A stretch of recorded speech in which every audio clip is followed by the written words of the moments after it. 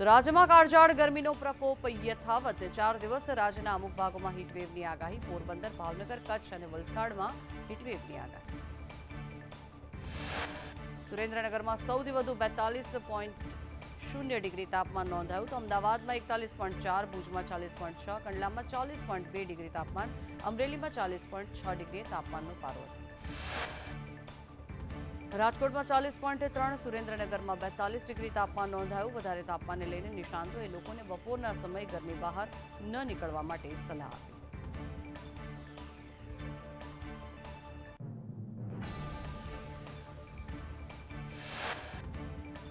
વધતી ગરમીને લઈને સિવિલ સુપ્રિન્ટેન્ડન્ટની લોકોને સલાહ બપોરે 12 થી 4 ઘરની બહાર ન નીકળવા માટે સલાહ આપવામાં આવી બહાર જવાનું થાય તો લીંબુ પાણી કે ઓઆરએસ સાથે રાખો ગરમીમાં વારંવાર પાણી પીવું સિવિલમાં રોજની ઓપીડી 2800 સુધી પહોંચે છે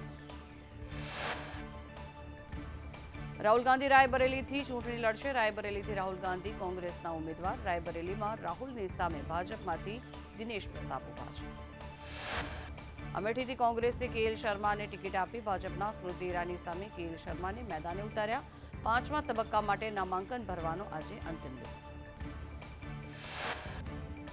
દીવ દમણમાં કોંગ્રેસ અને ભાજપ વાક યુદ્ધ કોંગ્રેસના ઉમેદવાર કેતન પટેલને પૂર્ણેશ મોદીનો વળતો જવાબ તો કેતન પટેલ પોતે પાંગડા છે કેતન પટેલ ડર્ટી પોલિટિક્સનો સહારો લઈ રહ્યા છે કેતન પટેલે બીજેપીના સાંસદને પાંગડા અને લુલા ગણાવ્યા લેવા સમાજને લઈ પત્રિકા વાયરલ મુદ્દે કાર્યવાહી રાજકોટ ક્રાઇમ બ્રાન્ચે 5 કોંગી કાર્યકરોની અટકાયત કરી 5 કોંગ્રેસના પાટીદાર યુવકોની ક્રાઇમ બ્રાન્ચે અટકાયત કરી ગેરકાયદેસર અટક કરી હોવાનો કોંગ્રેસના નેતાઓનો આક્ષેપ અમરેલી લોકસભા બેઠકના કોંગ્રેસના ઉમેદવાર જેની ઠુમરે રાજુલાની મુખ્ય બજારમાં પ્રચાર કર્યો શહેરના આગરિયા જકાત નાકાથી ગાંચીવાડ સહિતના વિસ્તારોમાં સ્થાનિકો અને વેપારીઓ સાથે જેનીબેને મુલાકાત કરી અને કોંગ્રેસને મત આપવા અપીલ કરી હતી તો જામનગરમાં ચૂંટણી પ્રચાર વખતે પીએમ મોદીએ જામ સાહેબ સાથે મુલાકાત કરી જામ શત્રુ શૈલ્યસિંહજી મહારાજના બંગલે મુલાકાત બાદ પીએમ મોદીએ કહ્યું જામ સાહેબ પાઘડી પહેરાવે પછી કંઈ જ બાકી ન રહે વડાપ્રધાન નરેન્દ્ર મોદીએ જામ સાહેબનો ઉલ્લેખ કરી કહ્યું કે જામ સાહેબ વિજય ભવ કહે ત્યારે વિજય નિશ્ચિત થઈ જાય છે જામ સાહેબનો પ્રેમ મારા માટે ખૂબ જ મહત્વનો છે જામ સાહેબની આ પાઘડી મારા માટે પ્રસાદ સમાન છે જામનગરના રાજા દિગ્વિજયસિંહને પીએમએ યાદ કર્યા ભૂચર મોરીના યુદ્ધની વાતને પીએમ મોદીએ યાદ કરી કહ્યું પહેલા સીએમ જો એ કાર્યક્રમમાં જાય તો ખુરશી જાય એવી વાત હતી ભૂચર મોરીના કાર્યક્રમમાં પણ મેં હાજરી આપી ગુજરાતમાં ક્ષત્રિય આંદોલન વચ્ચે જામનગરની સભામાં પીએમ મોદીએ કહ્યું કે ક્ષત્રિય સમાજના બલિદાનને હું ક્યારેય ભૂલી ન શકું દેશના રાજા મહારાજાઓએ અખંડ ભારત માટે યોગદાન આપ્યું એ રાજવીઓની યાદમાં હું મ્યુઝિયમ બનાવીશ ક્ષત્રિયોના યોગદાનને કોઈ જ ન ભૂલીશ જામનગરમાં સભા સંબોધતા વડાપ્રધાન નરેન્દ્ર મોદીએ કોંગ્રેસ પર પ્રહાર કરતા કહ્યું કે કોંગ્રેસના શહેજાદા વિદેશમાં જઈને ભારતને બદનામ કરે છે 2014માં એક ચાવાળો આવ્યો એની રગે રગમાં ગુજરાતી છે હું બેટ દ્વારકામાં ગયો તો તેમણે સવાલ ઉઠાવ્યા હતા એ લોકો બેટ દ્વારકાને જૂઠી બતાવે છે એ શક્તિને ખતમ કરવાની વાતો કરે છે એ શિવ અને રામની લડાઈ કરાવવાની વાતો કરે છે તેમણે ગુજરાતની આવનારી ઉપલબ્ધિઓ વિશે કહ્યું કે રાજકોટ મોરબી જામનગર મિની જાપાનની જેમ તૈયાર થઈ જશે વિમાન અને ઇલેક્ટ્રિક વ્હીકલ પણ ગુજરાતમાં બનવાના છે ગ્રીન હાઇડ્રોજનનું ગુજરાત હવે હબ બનવા જઈ રહ્યું છે વધુમાં વડાપ્રધાન નરેન્દ્ર મોદીએ રાહુલ ગાંધીના ખટાખટવાળા નિવેદન પર હુમલો કર્યો તેમણે કહ્યું કે તેમને દરેક સમસ્યાનું સોલ્યુશન ખટાખટમાં દેખાય છે પીએમ મોદીએ સુરેન્દ્રનગરમાં સભાને સંબોધતા કહ્યું કે આઝાદીના 100 વર્ષ થાય ત્યારે ભારત વિકસિત દેશ હોવો જોઈએ ગુજરાતે તો 5 વર્ષ પહેલા જ વિકસિત થવું પડે ભૂપેન્દ્રભાઈના નેતૃત્વમાં ગુજરાતે તેજ ગતિથી આગળ વધવાનું છે પીએમ મોદીએ રાહુલ ગાંધી પર પ્રહાર કરતા કહ્યું કે શહેજાદાએ કહ્યું હતું કે શક્તિને અમે ખતમ કરી નાખીશું શક્તિ સ્વરૂપા માતા બહેનો અહીંયા બેઠી છે શક્તિની આપણે ઉપાસના કરીએ છીએ કોંગ્રેસે હંમેશા ખોટા નિર્ણયો કર્યા છે પીએમ મોદીએ ખડગે પર પ્રહાર કરતા કહ્યું કે ખડગેજી રામ ભક્ત અને શિવ ભક્તોમાં ભેદ કરે છે તેઓ રામ ભક્તો અને શિવ ભક્તોને લડાવવા માંગે છે મુગલો પણ આ એકતા તોડી નહોતા શક્યા કોંગ્રેસ આ એકતાને ખતમ કરવા માંગે છે મોટી મોટી કંપનીઓમાં ભારતમાં આવવા હોડ લાગેલી છે ભારત આતંકીઓને ઘરમાં ઘૂસીને મારે છે 10 વર્ષમાં ભારત વિશ્વમાં પાંચમું મોટું અર્થતંત્ર બન્યું. એક ગુજરાતી ચાવાળાએ અર્થતંત્રને 5મા ક્રમે પહોંચાડ્યું. આખું વિશ્વ ભારતને બોજ સમજતું હતું. લોકો કહેતા કે ભારત પોતે ડૂબશે, અમને પણ લઈ ડૂબશે. પાડોશીઓ દેશમાં આવી બોમ્બ બ્લાસ્ટ કરતા હતા. આજે વિશ્વમાં ભારતનો ડંકો વાગે છે. આ ડંકો મોદીને કારણે નહીં, તમારા વોટને કારણે વાગે છે. જૂનાગઢમાં સભા સંબોધતી વખતે વડાપ્રધાન નરેન્દ્ર મોદીએ કોંગ્રેસ પર પ્રહાર કરતા કહ્યું કે કોંગ્રેસે ભગવાન રામને હરાવવાનું કહ્યું. ભગવાન રામને હરાવીને કોને જીતાડવા માંગે છે કોંગ્રેસ? અયોધ્યામાં 500 વર્ષ પછી શ્રીરામની સ્થાપના થઈ. રામ મંદિરના નિર્માણમાં કોંગ્રેસે રોડા નાખ્યા. વડાપ્રધાન મોદીએ વધુમાં પ્રહાર કર્યા કે કચ્છના રણનો સોદો કરી દેશે કોંગ્રેસ. કોંગ્રેસનું ચાલે તો હિમાલયના શિખરોનો પણ સોદો કરે. મારે દુનિયાના પ્રવાસીને અહીં લાવવા છે. મારું સ્વપ્ન છે કે તમારી સ્કૂટીનું પેટ્રોલનું બિલ ઝીરો કરવાનું. બેટરીવાળી ગાડી વાપરો અને મફત ફરો. સોલાર પેનલ લગાવો અને તેનો લાભ લો. વિભાજનની માનસિકતા ઇન્ડી ગઠબંધનની છે. વિભાજનની માનસિકતા કોંગ્રેસને વારસામાં મળી છે. કોંગ્રેસ અસ્તિત્વ બચાવવા માટે ચૂંટણી લડે છે. આણંદમાં પીએમ મોદીનું જાહેર સભાને સંબોધન કરતા કહ્યું કે સરદાર સાહેબની આ ભૂમિમાંથી જે શીખ્યો તે કામ લાગે છે. મારે સરદાર સાહેબની ભૂમિના આશીર્વાદ જોઈએ છે. સરદાર સાહેબની ભૂમિના આશીર્વાદ મળે તો ચાર ચાંદ.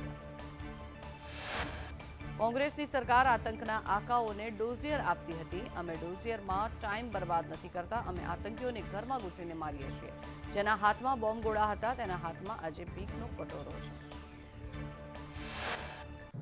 કોંગ્રેસે એસસી, એસટી, ઓબીસી અને આદિવાસીઓ સાથે વિશ્વાસઘાતની સાથે અન્યાય કર્યો. એસટી, ઓબીસી, એસસી માટેની દરેક દરખાસ્ત કોંગ્રેસે ફગાવી છે. એટલે જ એસસી, એસટી, ઓબીસી ભાજપની તાકાત બન્યા. કોંગ્રેસને આવનારા 100 વર્ષ સુધી કોઈ જ કિનારો દેખાતો નથી. પીએમ મોદીએ કહ્યું કે દેશમાં કોંગ્રેસ મરી રહી છે. પાકિસ્તાન રડે છે. પાકિસ્તાન શહેજાદાને પીએમ બનાવવા માટે ઉતાવળી બની છે. કોંગ્રેસ તો પાકિસ્તાનની મુરીદ છે જ. દેશના દુશ્મનોને નબળી સરકાર જોઈએ છે. ગુજરાતમાં મતદારોનો ઉત્સાહ વધારવા પીએમ મોદીએ સલાહ આપી. ચૂંટણીના દિવસે વધુ ગરમીની આગાહી હોવાની પીએમ મોદીએ કહ્યું. સવારે 10 વાગ્યા પહેલા વધુમાં વધુ મતદાન કરો. આ વખતે સૌથી વધારે મતદાન કરજો. 10 વાગ્યા સુધીમાં ઓછામાં ઓછા 30 સર્કસ કાઢો. વડાપ્રધાન મોદીએ કાર્યકર્તાઓને આહ્વાન કર્યું. એક પણ પોલિંગ બૂથ પર હારવાનું નથી. આપણે એક પણ પોલિંગ બૂથમાં ભારતનો ઝંડો હટવો ન જોઈએ. આણંદની સભાથી પીએમ મોદીની કોંગ્રેસને ખુલ્લી ચેલેન્જ. અનામતના મુદ્દે રાહુલ ગાંધીનું નામ લીધા વગર પ્રહાર કરતા કહ્યું ગેરંટી આપે કે ધર્મના આધારે મુસ્લિમોને અનામત નહીં.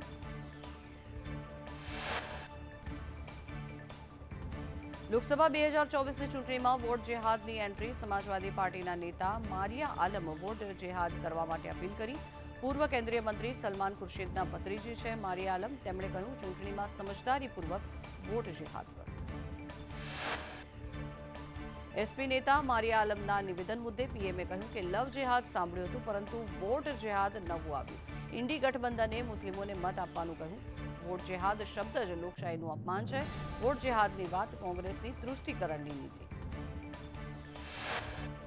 સુરેન્દ્રનગરમાં વડાપ્રધાન નરેન્દ્ર મોદીની સભામાં 2 દીકરીઓએ પીએમનું પોસ્ટર બનાવ્યું. વડાપ્રધાને ફોટો જોઈને બંને દીકરીઓના વખાણ કર્યા. કોંગ્રેસ નેતા ઇન્દ્રનીલ રાજ્યગુરુનું વિવાદિત નિવેદન. ઇન્દ્રનીલ રાજ્યગુરુએ ગાંધીજીને લુચ્ચા ગણાવતા વિવાદ સર્જાયો. રાષ્ટ્રપિતાનું અપમાન કરતો વિડીયો વાયરલ. રાહુલ ગાંધીને મહાત્મા ગાંધીથી પણ મહાન ગણાવતા કોંગી નેતા ઇન્દ્રનીલ રાજ્યગુરુ. રાજકોટના કોંગી ઉમેદવાર પરેશ ધાનાણીના પ્રચારમાં ઇન્દ્રનીલ રાજ્યગુરુએ નિવેદન આપ્યું. રાજવીઓની પ્રેસ સામે રાજપૂત નેતા મહેશ રાજપૂતે નિવેદન આપ્યું કે રાજવી માંધાતા સિંહની પ્રેસનો અમે વિરોધ કરીએ છીએ. રાજવીઓ પોતાના હિતને લઈ રાષ્ટ્રધર્મની વાત લઈ આવ્યા. રાજવીઓ ભૂતકાળને યાદ કરે. ક્ષત્રિય સમાજના વિરોધ મુદ્દે ભૂપેન્દ્રસિંહ ચુડાસમાનું નિવેદન. ભાજપે 156 બેઠકો ગુજરાતમાં મેળવી છે. તમામ સમાજ અમારી સાથે છે. ક્ષત્રિય સમાજ હજુ ભાજપને ટેકો આપશે. જામનગરમાં ક્ષત્રિય બેઠકને લઈ જિલ્લા કોંગ્રેસ પ્રમુખ મનોજ કથિરિયાએ નિવેદન આપ્યું કે ક્ષત્રિય સમાજ કોંગ્રેસની સાથે છે. અન્ય સમાજના લોકો પણ કોંગ્રેસની સાથે. કોણ શું કહે છે એમાં અમારે પડવું જ નથી. 4 જૂને ખબર પડશે કે કોણ કોની સાથે છે. રાજકોટમાં ભાજપ યુવા મોરચાના અધ્યક્ષ પ્રશાંત કોરાટે ખોડલમાના દર્શન કર્યા. ક્ષત્રિયોનો ધર્મરથ ખોડલધામ પહોંચે તે પહેલા જ તેમણે દર્શન કર્યા. પ્રશાંત કોરાટ અચાનક દર્શને આવતા તર્ક વિતર્ક પણ સર્જાયા. તેઓને ધર્મરથ અંગે પૂછતા કોઈ ખ્યાલ ન હોવાનું જણાવ્યું. રાજકોટમાં ભાજપ દ્વારા આચાર સંહિતા ભંગની ફરિયાદ નોંધાઈ. લેવા અને કડવા પટેલ વચ્ચે વૈમનસ્ય ફેલાવ્યાનો આક્ષેપ. કોંગ્રેસના ઉમેદવારના સમર્થનમાં ઉશ્કેરવાનો આક્ષેપ. સંબંધિત પત્રિકાઓના ફોટા સાથે પોલીસ કમિશનરને રજૂઆત કરી. કોંગ્રેસના રાષ્ટ્રીય અધ્યક્ષ ખડગે ગુજરાતમાં પ્રચાર કરશે. આજે મલ્લિકાર્જુન ખડગેનો રાજકોટ અને અમદાવાદમાં પ્રચાર. રાજકોટમાં પરેશ ધાનાણી માટે મલ્લિકાર્જુન ખડગે ચૂંટણી પ્રચાર કરશે. બપોરે 1 વાગે રાજકોટમાં પત્રકાર પરિષદ સંબોધવામાં આવશે, તો સાંજે 7:30 વાગે અમદાવાદના દાણી લીમડા વિસ્તારમાં જાહેર સભાને સંબોધન કરશે. પોરબંદર લોકસભા બેઠકના ભાજપ ઉમેદવાર મનસુખ માંડવિયાનો રાજકોટના ભાયાવદરમાં રોડ શો યોજાયો હતો. ભાયાવદરના વેપારીઓ અને સ્થાનિકોએ મનસુખ માંડવિયાનું ઠેર ઠેર સ્વાગત કર્યું.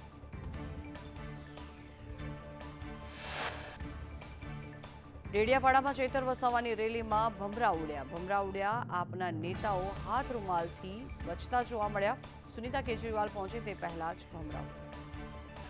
સાબરકાંઠામાં લૂંટ વિથ મર્ડર કેસમાં પુત્રવધુએ સાસુ સસરાની હત્યા કરવા સોપારી આપી હોવાનો ખુલાસો થયો.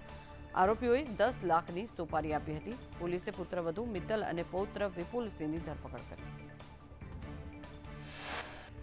હિન્દુ મેરેજ એક્ટ પર સુપ્રીમ કોર્ટની ટિપ્પણી પર એસપીજી અધ્યક્ષ લાલજી પટેલે કહ્યું કે સુપ્રીમ કોર્ટની ટિપ્પણીને આવકારું છું. લગ્ન 7 ફેરા વગર અધૂરા છે અને વિધિવત થાય તે જરૂરી છે.